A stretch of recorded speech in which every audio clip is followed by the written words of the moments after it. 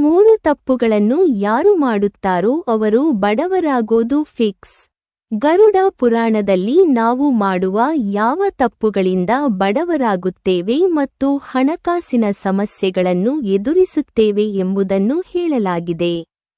ಗರುಡ ಪುರಾಣದ ಪ್ರಕಾರ ನಾವು ಮಾಡುವ ಯಾವ ತಪ್ಪುಗಳಿಂದ ಬಡತನ ಬರುತ್ತದೆ, ಯಾವ ತಪ್ಪುಗಳು ನಮ್ಮ ಜೀವನದಲ್ಲಿ ಹಣಕಾಸಿನ ಸಮಸ್ಯೆಗಳನ್ನುಂಟು ಮಾಡುತ್ತದೆ, ಇವುಗಳಿಂದ ಬಡತನ ಬರುವುದು. ಈ ತಪ್ಪುಗಳನ್ನು ಮಾಡಿದರೆ ಶ್ರೀಮಂತರು ಬಡವರಾಗುವರು. ಇವುಗಳು ನಿಮ್ಮನ್ನು ಬಡವರನ್ನಾಗಿ ಮಾಡುವುದು. ಹಿಂದೂ ಧರ್ಮಕ್ಕೆ ಸಂಬಂಧಿಸಿದ ಧಾರ್ಮಿಕ ಗ್ರಂಥಗಳಲ್ಲಿ ನಮ್ಮ ಜೀವನಕ್ಕೆ ಸಂಬಂಧಿಸಿದ ಅನೇಕ ವಿಚಾರಗಳನ್ನು ಉಲ್ಲೇಖಿಸಲಾಗಿದೆ ಹಾಗೂ ಉತ್ತಮ ಜೀವನ ನಡೆಸುವುದಕ್ಕೂ ಇದರಲ್ಲಿ ಸಲಹೆಗಳನ್ನು ಸೂಚಿಸಲಾಗಿದೆ.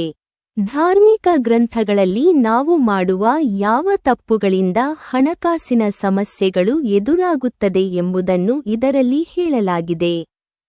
ಹಿಂದೂ ಧಾರ್ಮಿಕ ಗ್ರಂಥಗಳಲ್ಲಿ ಗರುಡ ಪುರಾಣವೂ ಒಂದು. ಈ ಪುರಾಣದಲ್ಲಿ ಆಗರ್ಭ ಶ್ರೀಮಂತನು ಭಿಕ್ಷಕನಾಗಬಲ್ಲ ತಪ್ಪುಗಳ ಬಗ್ಗೆ ಹೇಳಲಾಗಿದೆ. ಈ ತಪ್ಪುಗಳನ್ನು ಮಾಡುವುದರಿಂದ ಎಂತಹುದೇ ದೊಡ್ಡ ಶ್ರೀಮಂತನಾಗಿದ್ದರೂ ಭಿಕ್ಷುಕನಾಗುತ್ತಾನೆ. ಮನೆಯಲ್ಲಿ ಸ್ವಚ್ಛತೆಯನ್ನು ಕಾಪಾಡಿಕೊಳ್ಳದೇ ಇರುವುದು. ಗರುಡ ಪುರಾಣದಲ್ಲಿ ಉಲ್ಲೇಖಿಸಿರುವ ಪ್ರಕಾರ ಯಾವ ಮನೆಯಲ್ಲಿ ಸ್ವಚ್ಛತೆ, ಶುದ್ಧತೆ ಇರುವುದಿಲ್ಲವೋ ಅಂತಹ ಮನೆಯ ಸದಸ್ಯರು ಬಹುಬೇಗನೆ ಬಡತನಕ್ಕೆ ಗುರಿಯಾಗುತ್ತಾರೆ ಎಂದು ಹೇಳಲಾಗಿದೆ.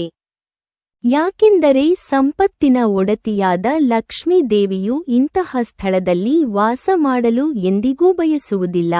ಆಕೆ ಸ್ವಚ್ಛವಾದ ಕೊಳಕುಗಳಿರದ ಮನೆಯಲ್ಲಿ ವಾಸ ಮಾಡಲು ಇಷ್ಟಪಡುತ್ತಾಳೆ. ಮನೆಯಲ್ಲಿ ಎಲ್ಲೆಂದರಲ್ಲಿ ವಸ್ತುಗಳನ್ನು ಹರಡಿಕೊಂಡಿದ್ದರೆ, ಹಳೆಯ ಅಥವಾ ಉಪಯೋಗಿಸದ ವಸ್ತುಗಳನ್ನು ರಾಶಿ ಹಾಕಿಕೊಂಡಿದ್ದರೆ ಶೀಘ್ರದಲ್ಲೇ ಅವಳು ನಿಮ್ಮ ಮನೆಯನ್ನು ತೊರೆದು ಹೋಗುತ್ತಾಳೆ.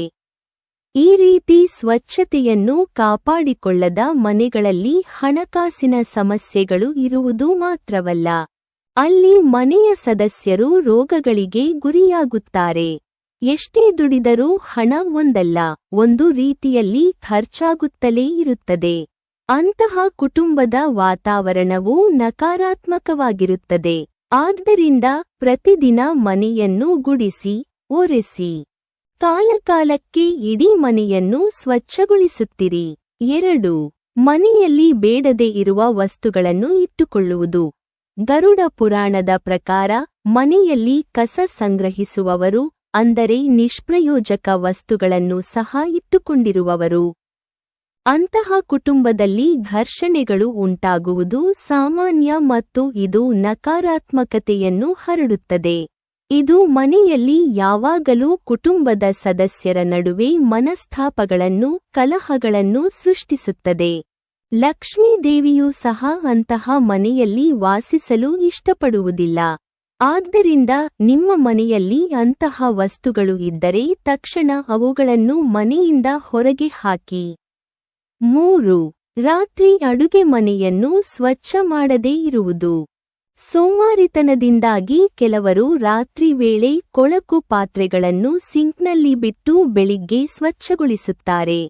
ನೀವು ರಾತ್ರಿ ಊಟ ಮಾಡಿದ ನಂತರ ಪಾತ್ರೆಗಳನ್ನು ತೊಳೆಯದೇ ಇರುವುದು ಚಿಕ್ಕದಾಗಿ ಕಾಣಿಸಬಹುದು, ಆದರೆ ಇದರಿಂದಾಗಿ ನಮ್ಮ ಮನೆಯಲ್ಲಿ ನಕಾರಾತ್ಮಕ ಶಕ್ತಿ ಹರಡುತ್ತದೆ ಮತ್ತು ಲಕ್ಷ್ಮೀ ದೇವಿಯು ಅಂತಹ ಮನೆಯಿಂದ ತಕ್ಷಣ ಹೊರಟು ಹೋಗುತ್ತಾಳೆ.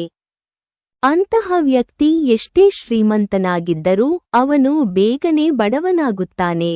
ಆದ್ದರಿಂದ ಈ ತಪ್ಪುಗಳನ್ನು ಮರೆತು ಕೂಡ ನೀವು ಮಾಡಲು ಹೋಗಬಾರದು. ರಾತ್ರಿ ಮಲಗುವ ಮುನ್ನ ಅಡುಗೆ ಮನೆಯನ್ನು ಸ್ವಚ್ಛಗೊಳಿಸಿ ನಂತರ ಮಲಗಬೇಕು. ಗರುಡ ಪುರಾಣದ ಪ್ರಕಾರ ಯಾವ ವ್ಯಕ್ತಿ ಅಥವಾ ಯಾವ ಮನೆಯಲ್ಲಿ ಸದಸ್ಯರು ಈ ತಪ್ಪುಗಳನ್ನು ಮಾಡುತ್ತಿರುತ್ತಾರೋ ಆ ಮನೆಯಲ್ಲಿ ಲಕ್ಷ್ಮೀ ದೇವಿಯು ನೆಲೆಸಲು ಸಾಧ್ಯವಿಲ್ಲ.